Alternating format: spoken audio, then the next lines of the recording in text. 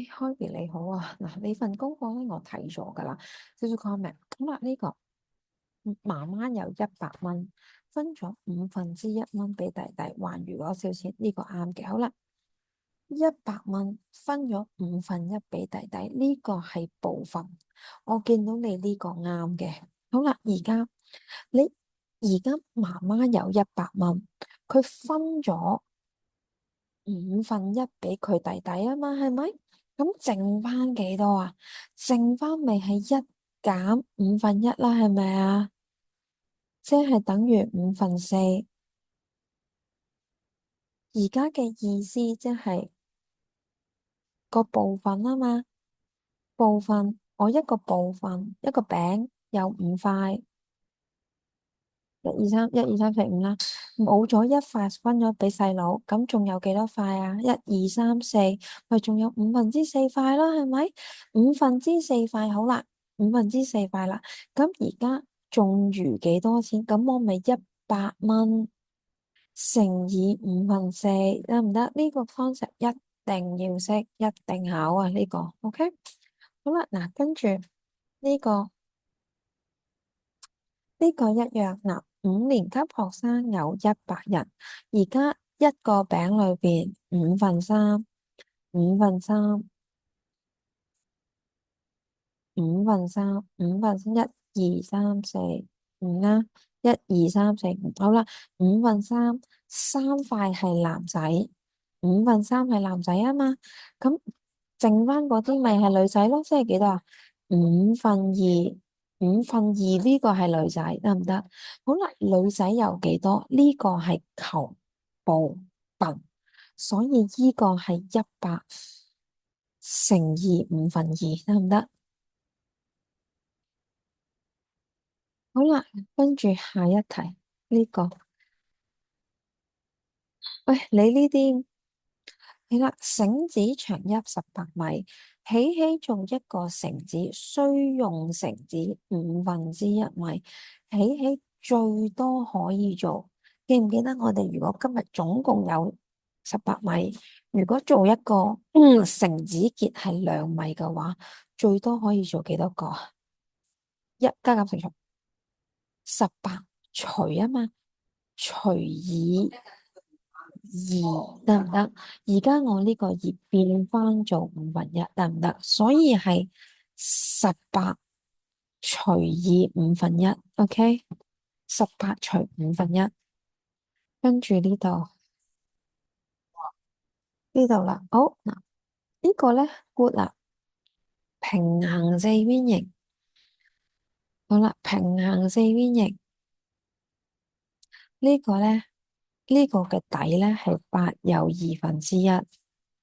好啦。咁面積係27有1/5個 square，咁 very good 呢個你上面做得啱嘅。個高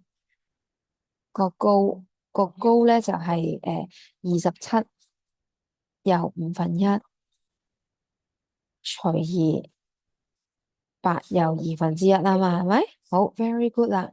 咁而家同我計埋出嚟，計完出嚟之後，等我一陣啊，計完出嚟27有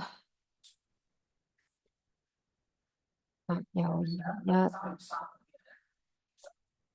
好啦，呢個我計埋俾你係3有1/5，呢個係3有1/5。好啦，呢個我見過你啲功課噶，呢個平行四邊形嘅高比低短，高你知道係呢個，底係呢個。你話咧，如果我今日平行四邊形嘅底係5cm，嘅高係3cm，話俾我聽，平行四邊形嘅高比底短幾多啊？加減乘除。啱啦，謝林，好，跟住第16題呢度，喂，你呢度成咗事先啦嘛，你做咗你應該要做嘅先，你乜嘢？如果你乜嘢都唔喐嘅話，係做唔到噶。4/5，跟住乘啊嘛，零型擺下面，3再乘以8喺上面咧分子分母，跟住照約咯。三一得三，三三歸九，四一得四，四二餘八。好啦，呢個即係三乘以零型啦。好啦，呢個五乘以二係10。好啦，等於2/3啊嘛，係咪？好啦，如果我而家呢個係十啊嘛，你仲記得嘅話，其實我哋有個通分子分母嘅。你而家我要變10，我呢個咪乘5咯。我呢個乘5，咁我下面都一樣要乘5啊嘛，係咪？呢個通分母嘅 concept 嚟嘅，咁你呢個就會等於10/3乘5。你試下而家識唔識零型係幾多？好啦，跟住下一題。哇！我呢度下一條我想噴血。除 very good，我想問一個問題，你呢個一本大字典嘅重量係3kg，一個負重150kg嘅書櫃最多可以裝大字典幾多本？你話俾我聽係150除3定3除150？唔該，有時唔肯定嘅，睇多一次得唔得？睇多一次呢啲好唔抵噶，有時我都要睇多2次啦。你可唔可以睇多2次啊？開 B，跟住。好啦，呢個好啦，唔該，你呢啲又係睇多2次先。你呢個長度，哇，仲啱啊，做得好。周界，你諗下點做先？你有時落唔到一條式，你咪試下做咗呢條先咯。呢條如果呢個係一個整數嘅話，我深信你呢條一定識。好啦，呢個我俾埋你297，跟住13又1/2。呢個係22，好啦，我計埋俾你。呢個係22，你話俾我聽，而家嘅周界一步落唔到嘅，計咗呢個先，跟住寫翻啲資料入去，咁你就識噶啦。好啦，跟住下一題，第14題，你呢度都係嗰個有啲乜嘢做咗啲咩先？喂，我叫你唔使列式啫，唔使計啫，但係呢啲你唔計，你做唔到落去噶嘛。好啦，通分母先18啊嘛，係咪？好啦，呢個3，呢個咧2/2/4，好啦，呢個做完之後係7/18，好啦，5/12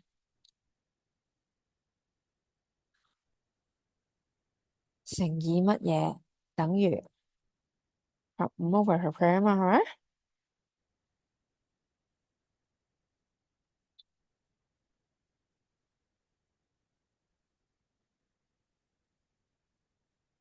好，呢度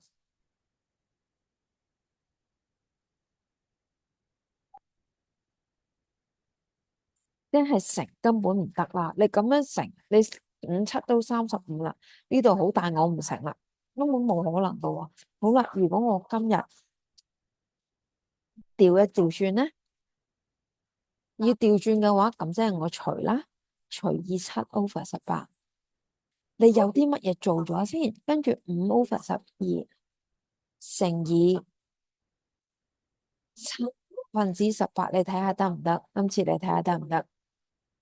你有啲咩做咗啲咩先？唔好靠 feeling 落去，得唔得？好啦，呢度又係逐格去諗。爸爸買咗3盒幼面嘅牛奶，3盒。好啦，呢度 good。跟住他把所有牛奶平均分俾他和8位朋友。喂，呢度你有冇細聲自己讀題目啊？他和8位朋友，即係你而家除8係咪即係話佢8個朋友就係人？呢個他就係鬼啊，唔屬於係咪啊？除乜嘢？除8定除9自己諗啊。跟住呢個好啦，姐姐買咗4罐幼面嘅椰汁。好啦，450毫升，即係幾多升啊？ 1000擺下邊，450擺上邊。呢個係3年級噶。好啦，呢度好啦，呢度零啦，呢度係20分之9。好啦，買咗4罐呢一個星，而家去到呢度先啦。呢個唔該你寫咗先，寫咗一條色先，跟住先睇埋後面他把椰子汁每3/5又變咗一杯，咁點做啊？一步一步睇，唔該。好，呢個12我俾你唔做，呢一條我自己都要逐步睇。我又噴血啦。好，而家呢個首先我哋逐步嚟，3個大小相同嘅正方形拼成一個長方形。Good，呢度好啦。我而家用翻你幅圖，正方形嘅周界就係呢個做得好。好啦，6又7/10。啱係嘛？點解唔啱咧？唔知道，乜你又知道唔啱嘅？好，呢個計得啱，very good。好，呢個好啦。